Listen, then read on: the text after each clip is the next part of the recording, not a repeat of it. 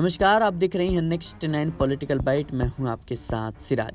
देश के अंदर आने वाले महीनों में लोकसभा चुनाव होने जा रहे हैं और इसे लेकर सभी राजनीतिक दल तैयारियों में लगे हुए हैं। ऐसे में शिवपाल यादव ने बताया कि उत्तर प्रदेश के चुनावी मैदान में समाजवादी पार्टी किन तैयारियों के साथ उतरेगी और क्या प्लान है। बताते चलें कि समाजवादी पार्टी के सचिव शिवपाल यादव ने आगामी लोकसभा चुनाव की तैयारियों पर बात करते हुए कहा कि नाम के ऐलान के बाद मैं पहली बार बदायूं, साहसवान और अब गन्नौर में पहुंचा हूं और माहौल देखकर साफ है कि इन सीटों पर एक तरफा वोट होने जा रहा है। चुनाव में गड़बड़ी करने वाले भारतीय जनता पार्टी के लोग कामयाब हो जाते थे, लेकिन इसलिए पार्टी ने सोच समझकर इस बार यहां हमें भेजा है और उत्तर प्रदेश की दूसरी सीटों पर भी इसी तरह से प्रत्याशियों का चयन किया गया है। शिवपाल यादव ने आगे कहा कि हम लोगों के लिए अहम इसलिए भी हो गया है क्योंकि उत्तर प्रदेश से बीजेपी को हराना है और इसके बाद दिल्ली में भी बीजेपी की सरकार नहीं बनेगी।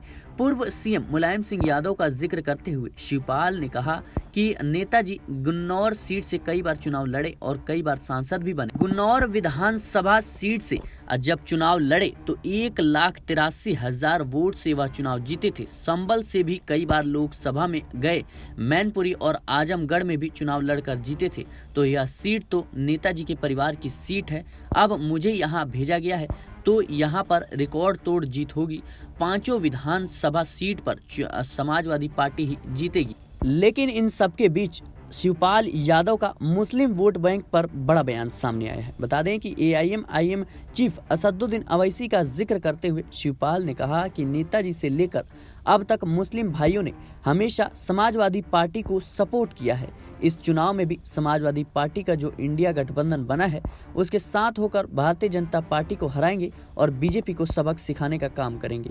यूपी में बीजेपी के द्वारा मोहन यादव फैक्टर भी शामिल किए जाने वाले सवाल पर कहा कि चाहे कोई भी आए, किसी का भी कोई असर नहीं होगा।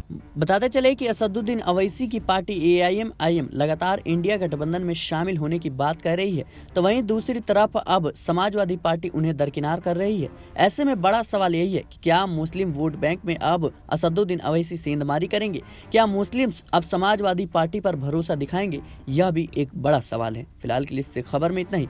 देश और दुनिया की तमाम खबरों के लिए बने रहे नेक्स्ट 9 पॉलिटिकल बाइट के साथ।